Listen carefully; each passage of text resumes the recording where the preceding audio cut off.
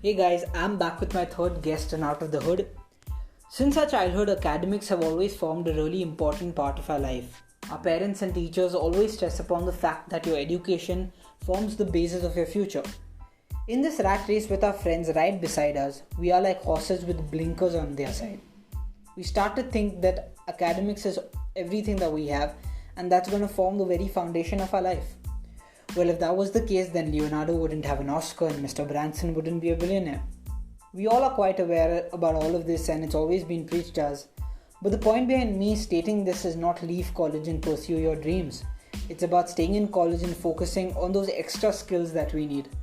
Something called extracurriculars isn't extra anymore, rather it's redundant. Today my guest is going to teach us how he has picked so many skills and talents while pursuing his education and is going to bring us the art of performing. Join me to welcome my friend Suveer Mehra.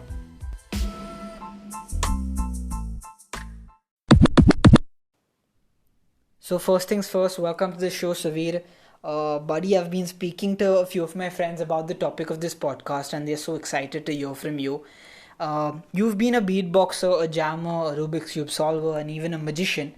And that's primarily going to form the topic of our banter today.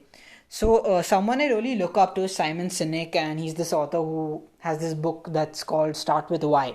So to start with, I want to know, why did you choose magic? Where did all of this start and why were you so intrigued to pursue it? Thank you so much, Hamza, for having me on this podcast.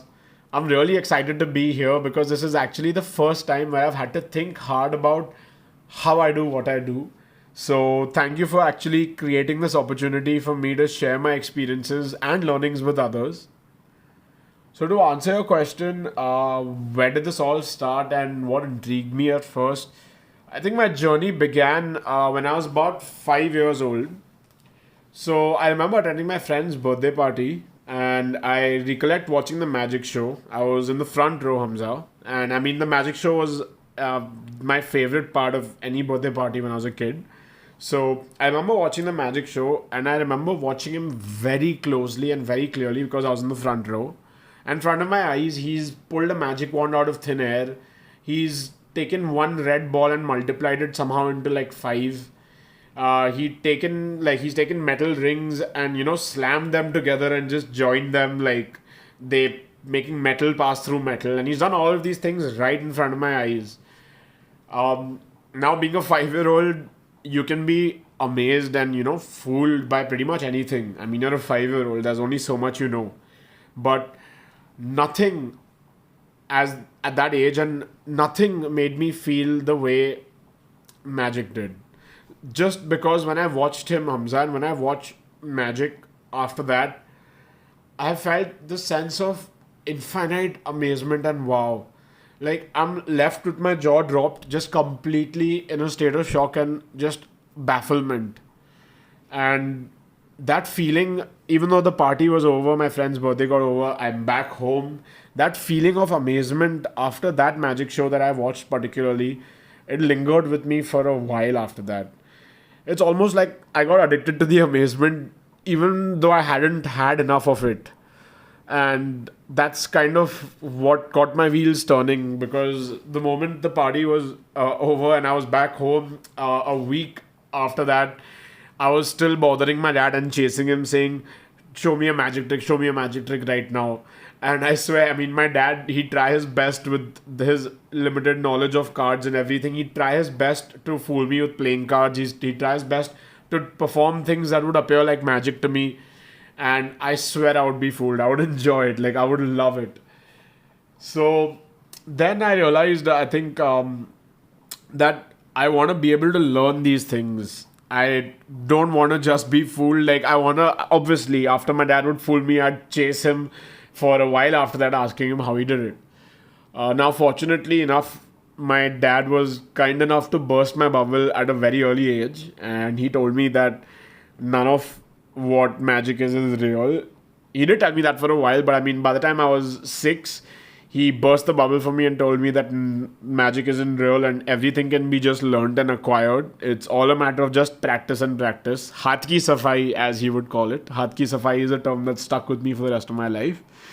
But yeah, my dad burst the bubble for me, and at age 6, I got my first magic kit. And I remember just being completely excited to open it because within a week's time, I think I'd learned up all the tricks that the box had to offer. And living in a joint family with my grandparents and two elder sisters, I think I have a pretty good sample size of audience at home to, go around and show the tricks to. And to be honest, I went around showing every family member the tricks from that box, and I clearly remember each and every one of them just acting so amazed and taken aback. And I swear that was honestly one of the best feelings of my life as a kid, that I am being able to be a magician and fool my family. Now, when I look back in retrospect, it's funny, but I mean, they were the ones fooling me by acting fooled. But again, in one way, it really helped me because it actually motivated me and gave me the validation that I needed at the rather initial stages of me learning what magic is all about. It gave me that validation and that confidence that what I'm doing is actually working. They're actually getting fooled. And that is, I think, when I began to slowly start building interest in it, and my life's dream changed from being a pilot to becoming a magician. So yeah, I think that was where my journey began at age 5 with the sense of bafflement. So yeah. So I loved your answer about the Hath Ki Safai aspect and how you were backed by family support and validation, because I think every performer's emotional quotient is formed from that. Now, whenever you enter a particular field, it always has a king, by which I mean there's always someone right at the top of the food chain who knows that field the best. So in that way, who was your inspiration or someone you looked up to in the field of magic? Definitely David Blaine, man. Like, I've pretty much grown up watching that guy. When I was about 7 or 8 years old, I think this was the first time ever on live, like on television, that a magic show was being aired. And basically, when I was in the second or third standard, it started coming on AX, and it would come once a week. It was called David Blaine's Street Magic. And it was basically a show which had him, a normal looking person, a non magician looking person, because up until this point, I always assumed that magic was a stage art form. And David Blaine really helped open my eyes and change my perspective and outlook towards this. He's a normal dude, Hamza, like a guy wearing a plain black tee, just walking around the streets of New York and like America, doing magic tricks with daily household items like playing cards, like coins, just basic things like oranges. So I was very, very taken aback by this, because when we'd sit to watch the show, I'd watch my sisters and my parents' reactions, and they'd be shocked and like amazed too. And that's when I was like, damn, like this is a way more powerful form of magic. So it really changed the pathway that I was actually on when it came to that. And my interest moved from just using props and playing with magic kits. I was like, I want to be like David Blaine. This is the guy I want to be like. He became my role model. So I started to try to mimic the things he does and try to mimic the tricks that he does. And again, my parents and my family played a good role in fooling me by pretending to be fooled when I'd show them the tricks. But I started messing with cards, and basically my entire magical journey, I think it changed and it shifted into that. And yeah, I realized that I enjoy performing up close and personal, as opposed to just being standing on a platform and displaying illusions to an audience. I liked the interactive element, and I liked the fact that it was so personal. So yeah, he was definitely a big inspiration to who I am today.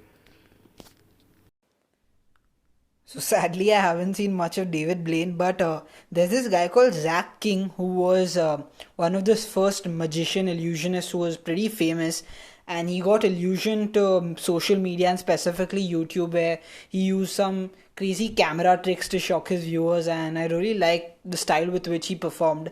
So I remember seeing a few of his videos.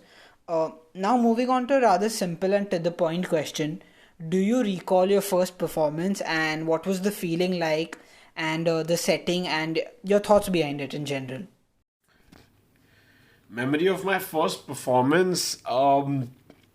I don't think I can distinctly point out when I performed first, because I think I've been performing since I started playing with the Magic Kit when I was 6. I think because every time I'd go and show the trick to somebody, technically I'd be performing it to them. So I think that's when my performances started per se. But I think what marks my hallmark performances, which was basically to a group of people that's not my first immediate family, was when I started meddling around with specifically playing cards. What I'd do is I'd carry playing, like I became reasonably good with playing cards. Acquired about like two or three books on card magic and just on magic in general. And I tried my best to learn these tricks. I mean, I didn't know of the existence of YouTube back then, and I didn't think of it as a possible resource to learn a new skill. So I went the book way, and basically, I I think my hallmark performances that per se that would definitely you can say I started performing is when I started carrying my playing cards out to all family functions, like whether it's a wedding, whether it's a family gathering, whether it's a Ganpati, whether it's a Rakhi or someone's birthday. Like I wouldn't miss the opportunity to carry my cards and just show magic to people, because just as addictive as being amazed was, I think what was more addictive to me was amazing other people and just blowing other people's minds. So yeah, I think that's where my first performances began, is were with like relatives and me just carrying playing cards around. You know how every Indian family, Hamza, has that kid, like how every Indian parents have that kid to whom they say, "Beta naach ke dikhao, beta ga ke dikhao." I was that kid, but I didn't sing or dance. Like I'd perform magic tricks to family and friends, man. So yeah, I think I've it's there's no one individual performance I can pinpoint on, but I started performing when got out of my comfort zone, which was my immediate family at home, and I started showing magic to every other possible group of friends or family friends that I could find. Everyone must have surely started to call you Suspense Suveer at the Shadis, and it's funny, but I can't imagine magic tricks being showed to people at Rakhi and Ganpati ceremonies. So that's super ballsy from your side. But I believe that whenever you take up something, don't do it for the heck of it. Rather, try to learn something out of it. Because even if you've learned one single trait or benefit, it's an add on and you're going to take it a long way. So if learnings are your greatest earnings, what are they for you, and what have you learned from magic? Magic has taught me a lot of things, man. It's taught me a lot of things. One for sure, it's taught me it was the first thing that ever taught me what practice meant in life, Hamza. Because I thought once I learn it, I can just do it, but that's not the case. You gotta practice a lot to be able to perfect and master certain moves so that they are undetectable to a normal non-magician eye. But so it taught me practice. It taught me the importance of practice. For my personal self, magic also helped me in my self development from the aspect of my own personal confidence. Like I was a little reserved kid. Like I'd kind of keep to myself and not speak too much to people who I don't need to speak to if it's not my immediate family. But magic helped me break out of that shell because I actually developed the comfort to just speak to anybody because I have to speak when I'm performing. So that was really good. But I think one of my greatest learnings from magic is one thing specifically, and I'd like to share this with everybody.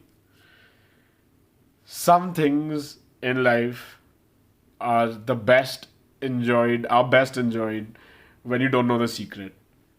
And magic is definitely one of them. I swear to God, Hamza, like as much as I love performing magic and I love, knowing how things are done, and more importantly, being able to do those things, I would do anything to undo this skill so I can just view magic from the eyes of a normal non-magician again. Whenever I see magic now, 9 out of 10 tricks, I know how they're done. So I'm not nearly as impressed by the trick. I will definitely be impressed at like the way that the magician is executing the moves and like executing the art form, but definitely um, can't enjoy it anymore the same way. So, my biggest learning from magic is that some things in life are probably better when you don't know the secret. Because the secret, when it's kept, is what makes it entertaining and is what makes it fun. Because once you know the secret, it's over. You're never ever going to be fooled again, and you're never ever going to be entertained by that same thing again because you know the secret. So, yeah, I think that's my biggest learning from magic. So, now that you've said this, I think I'm gonna be a little more attentive and focused when I'm seeing a magic trick and try to find that secret out, because I think the mind wanders where you don't want it to go, sadly. But by now, I think we all get it, like all the listeners for sure, that magic is your thing. The importance of having a hobby is something that I can't emphasize more on. Because to be honest, even I learned the guitar 2 years back solely from YouTube, and it's transformed me as a person completely. On the other hand, calisthenics that I learned 3 years back, and I'm still practicing it till date, has increased my body strength and also has facilitated my peace of mind. And I feel that whenever I'm doing any kind of physical activity using my body weight, I feel so good, and it also results in you giving out those positive vibes to other people. So, in the same way, could you give a gist of why a hobby is important to you? Having a hobby is so important, Hamza. Like, according to me, it's as important as drinking enough water every day. Now, I know that's a bold statement to make, but let me just try to add some context and meaning to what I just said.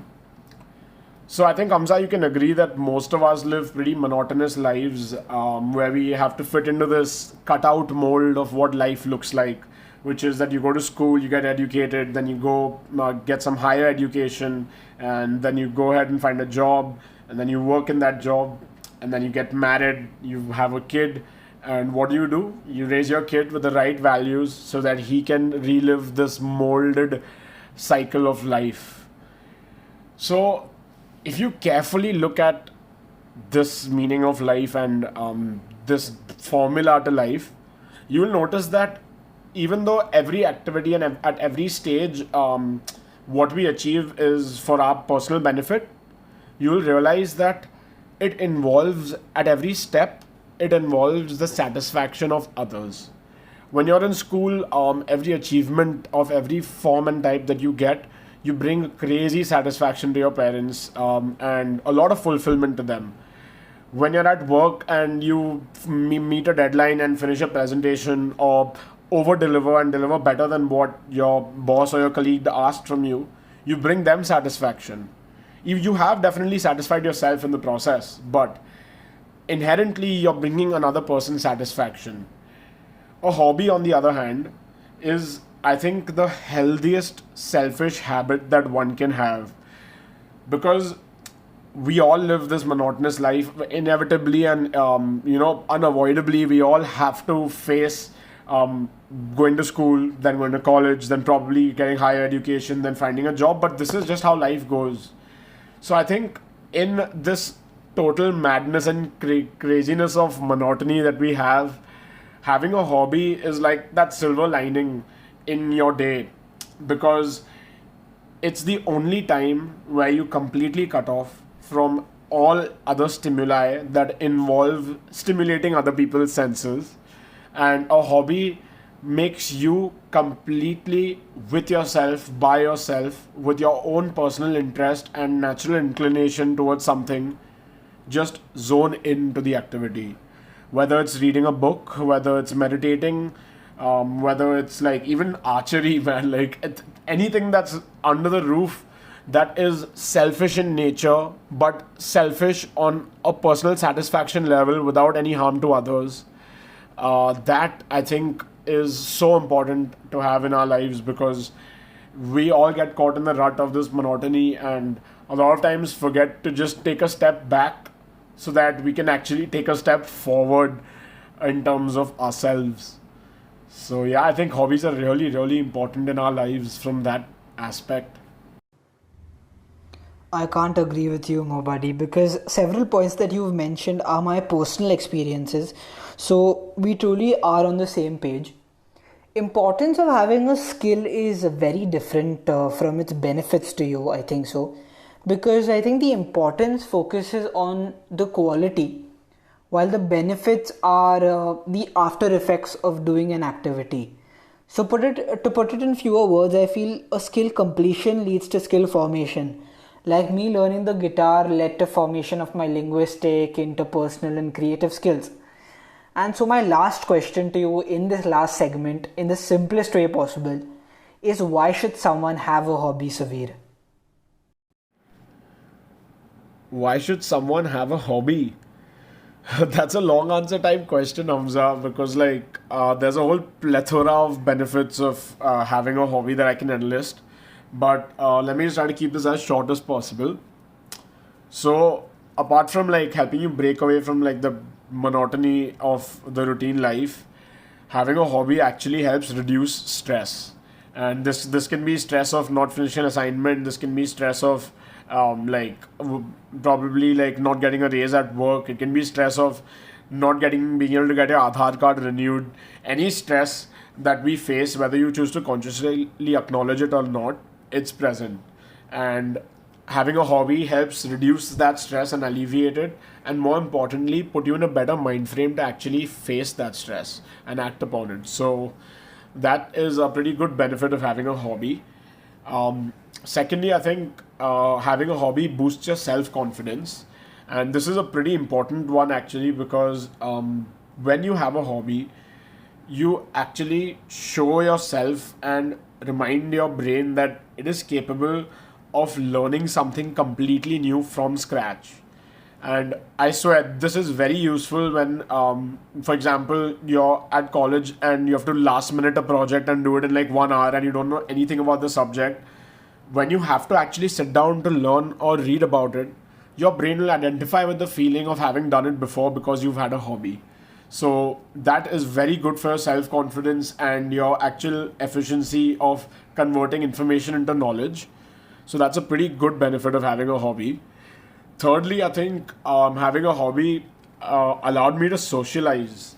And this was pretty cool because it wasn't just socializing with people who, for example, appreciate your hobby. Like, it's not just someone who will say that, oh, your art was great or your drawing was good, but you get to socialize and meet like minded people. Like, when I got into cubing, I got to meet people my age and actually like people younger than me who were solving the cube faster than me. So it was a good like opportunity that just having the cube got me to meet like someone who's younger and so much more skilled. So that's motivating, and it's pretty good that you get the opportunity to socialize. I think having a hobby also boosts your creativity, and this is a pretty useful one, because again, like in our daily lives, in the monotony of our daily lives, there's only so much that our creative mind can wander if it's doing the same thing over and over again. But when you engage in a hobby, you're breaking away from that and you're actually tapping into your creative mind's creative potential. So that's again a pretty big one and a pretty good important benefit of having a hobby. And I think lastly, this is an unspoken one, but it's having a hobby just is the best for your personal development, and it develops your brain in every different way. Like, different hobbies do it for different things. Like, literally, like when you're solving the Rubik's cube, for example, your hand-eye coordination improves, your responsiveness and reaction time improves. When you're doing art, your creativity and your ability to think of things out of the box improves. So having a hobby definitely works on your personal development from that aspect. Also, you get better at what you do. Like like when you're reading a book, for example, not only do you get more efficient at reading a book and retaining that information faster over a period of time, but for example, like if you're reading a non-fiction book, you're actually gaining knowledge also. So having a hobby allows you to gain new knowledge, and again, that you never know when that knowledge can actually be applied and be helpful in life. So yeah, I think that's pretty much the main primary head points that I can answer to this long answer type question of why someone else should have a hobby. So yeah, man, like I think to conclude, like I just wanna request any person who's listening to this right now, every person who's listening to this right now, to just take 5 minutes after this podcast ends. Just take 5 minutes to think about what you truly feel passionate about or what truly interests you, and actually just managing to dedicate or remove, like, start with 10 minutes a day and to act towards that passion of yours. Like, just if it's like cricket also, for example, like start playing hand cricket at home with your smaller brother for all you care, but just start, act upon your passion on the smallest scale. Start with something very small, like 5 minutes or 10 minutes a day, and you genuinely have no idea to what level that can actually bloom, and it'll be the best if your hobby ends up becoming your passion and your actual career of your life. So yeah, I mean, just always spend time and just always identify your inner passions that are outside of your natural obligations of life, because that is the most important thing for ourselves. Otherwise, we've just come and led a robotic, monotonous life and left. And I don't think that sounds like fun. So, yeah. Thank you so much, Hamza, for having me on this podcast and actually giving me the opportunity to speak.